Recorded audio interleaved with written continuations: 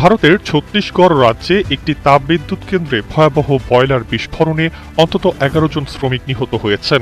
একই ঘটনায় আহত হয়েছেন আরও ২০ জনেরও বেশি, যাদের বিভিন্ন হাসপাতালে চিকিৎসা দেওয়া হচ্ছে। মঙ্গলবার দুপুরে শক্তি জেলার সিংহি তারাই এলাকায় অবস্থিত একটি বিদ্যুৎ কেন্দ্রে এই দুর্ঘটনা ঘটে। প্রাথমিকভাবে জানা গেছে, কেন্দ্রটির একটি বয়লার টিউবে হঠাৎ বিস্ফোরণ হলে মুহূর্তের মধ্যেই আগুন ও ধোঁয়ায় পুরো এলাকা ছড়িয়ে পড়ে।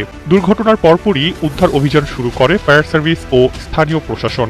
ধ্বংসস্তূপের নিচে কেউ আটকে আছে কিনা তা নিশ্চিত করতে কাজ চালিয়ে যাচ্ছে উদ্ধার কর্মীরা। আহতদের দ্রুত নিকটবর্তী হাসপাতালে নেওয়া হয়। প্রাথমিক তদন্তে কর্তৃপক্ষ ধারণা করছে, যান্ত্রিক ত্রুটি বা অতিরিক্ত চাপের কারণে এই বিস্ফোরণ ঘটতে পারে। তবে সঠিক কারণ জানতে তদন্ত কমিটি গঠন করা হয়েছে।